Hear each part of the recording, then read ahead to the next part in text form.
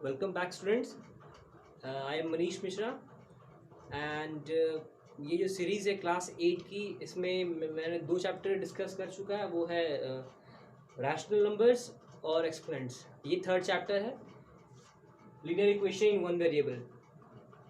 Students, अगर आपने subscribe नहीं किया है तो सब्सक्राइब ज़रूर कर ले।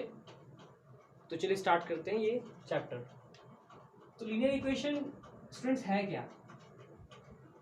आपने कई बार ऐसे इक्वेशन सॉल्व किए होंगे, 2x + 3 या 4x या इस तरह कई वेरिएबल्स और नंबर्स आपने सॉल्व किए होंगे। स्टूडेंट्स, लीनियर इक्वेशन जो होते हैं वे वैसे इक्वेशन होते हैं जिनके वेरिएबल का हाईएस्ट पावर 1 हो। ठीक है, सबसे ध्यान देने वाली बात ये है इसमें कि लीनियर इक्वेशन वैसे इक्वेशन होते हैं, such type of equations, linear equations are such equations which has highest power of 1। That means what? अगर कोई इक्वेशन लिखा हुआ है स्टूडेंट्स 2x + 3, देखिए ये जो 2 है ना, ये इसके नंबर्स है। ये 2 है ना, ये इसके 3 और नंबर्स है। ये जो है ये इसका वेरिएबल है। ठीक है, तो अगर ये इसका वेरिएबल क्या है, सिर्फ x⁻1 है, ये सिर्फ 1 है। It is what? इसका जो हाईएस्ट पावर है वो 1। तो ये क्या हो गया? ये हो गया एक लीनियर इक्वेशन, एक सिंगल वैल्यू का इक्वेशन। तो इसे कहेंगे हम linear equation.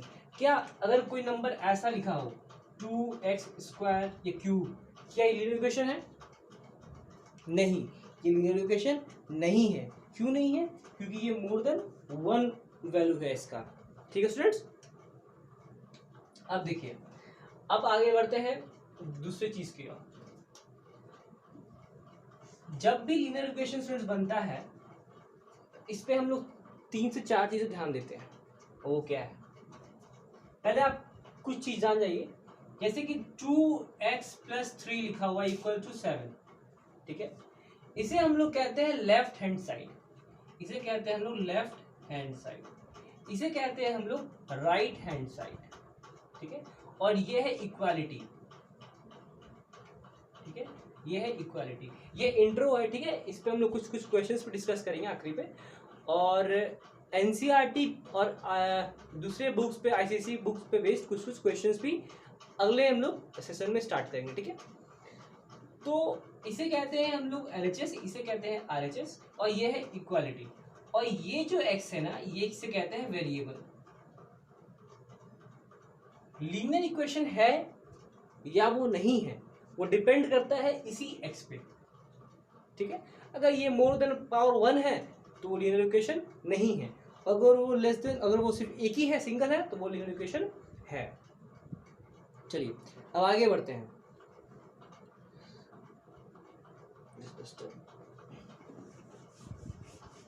Students, linear equation के जो कुछ 2-3 जो मायने हैं वो देखिए। सबसे पहला चीज, अगर हम कोई इस तरह की क्वेश्चन लिख रहे हैं, इसका क्या मायने होता है?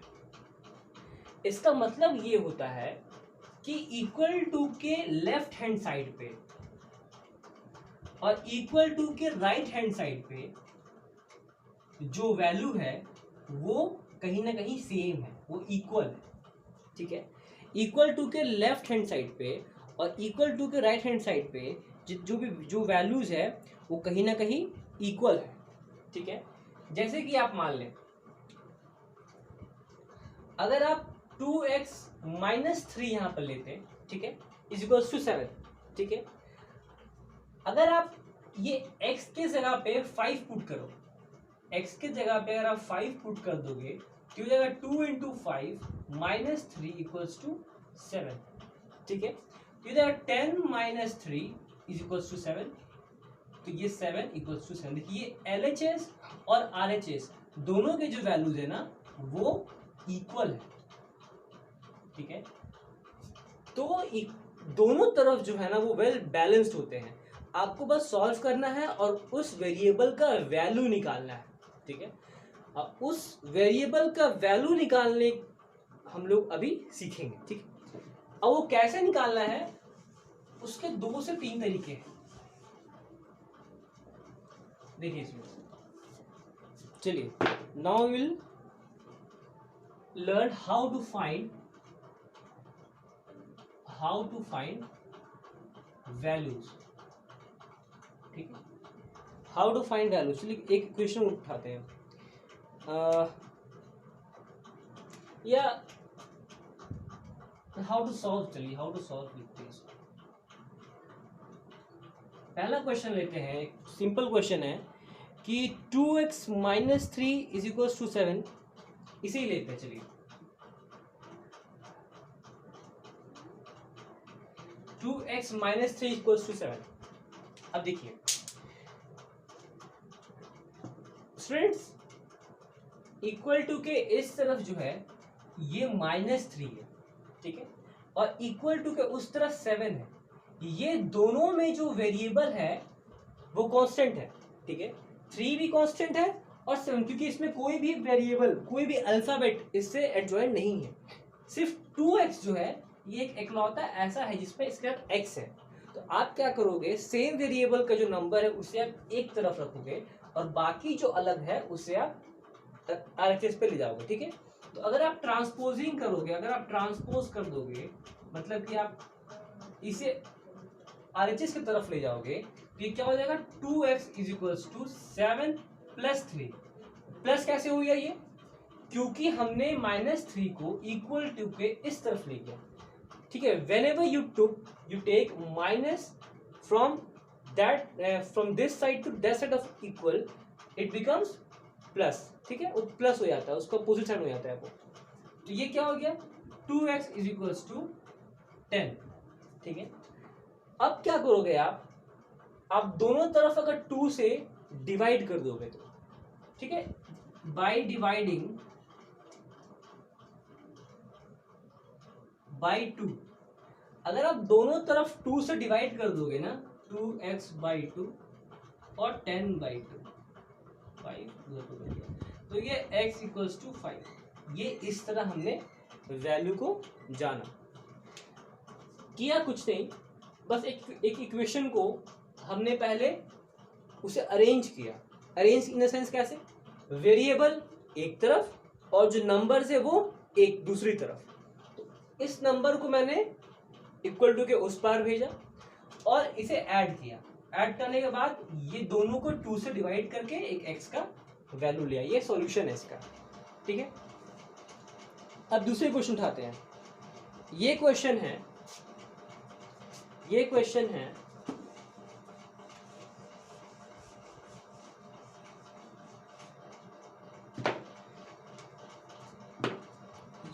स्टूडेंट्स की x/3 plus 5/2 is equals to -3/2। देखिए x/3 प्लस 5/2 इक्वल टू -3/2। आप क्या करोगे, सिंपली जो वेरिएबल है उसे एक तरफ रखोगे और जो नंबर्स है उसे एक तरफ ले जाओगे। तो क्या हो जाएगा, ये x/3 इज इक्वल्स टू -3/2। ये प्लस पे है, इक्वल टू के उस पर जाएगा तो ये माइनस पे हो जाएगा, ये -5/2, ठीक है। तो ये x/3 इज इक्वल्स टू 2 और 2 का एलसीएम 2 हो गया, 2 से 2 डिवाइड किया तो 1 हुआ, आपका एलसीएम लेने आता है फ्रैक्शन में, तो वो 3 -3 और ये -5। तो x/3 is equals to -3 × -5 plus हो जाएगा और साइन बढ़ा कर, तो -8/2। इसे आप कट कर दो, ये 4 हो गया। अब देखो आप एक चीज, ये x/3 है, ये -4 है, x/3 -4 है। अगर आप मल्टीप्लाई कर दोगे बोथ साइड,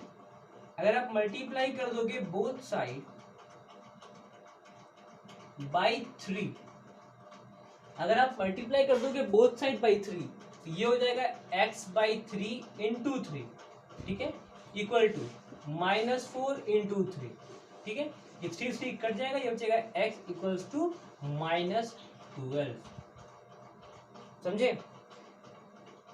इस चैप्टर पे आपको बस इक्वेशन को सॉल्व करके एक वैल्यू निकालना है, ठीक है, x का जो वैल्यू निकालना है वो कैसे निकलेगा, वो निकालने का सिंपल तरीका है, आप वेरिएबल्स को एक जगह करें, नंबर्स को दूसरी ओर ले जाएं, ठीक है।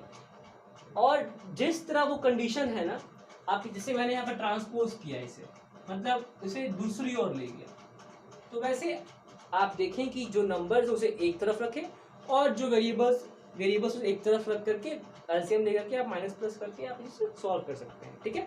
चलिए, ये हुआ इंट्रोडक्शन। नेक्स्ट वीडियो में मैं जितने भी एनसीईआरटी के क्वेश्चंस है, इंपॉर्टेंट क्वेश्चंस है, और जितने भी क्वेश्चंस है मैं वो डिस्कस कर दूंगा, और भी दूसरे बुक्स जो आईसीएसई में बुक्स में जो क्वेश्चन है वो मैं सॉल्व कर दूंगा, जैसे एमएल अग्रवाल हो गया, उस पर सॉल्व कर दूंगा, ठीक है। तो तब तक के लिए आप बने रहें और सब्सक्राइब जरूर करें, सब्सक्राइब करें और शेयर करें, ठीक है। चलिए, धन्यवाद।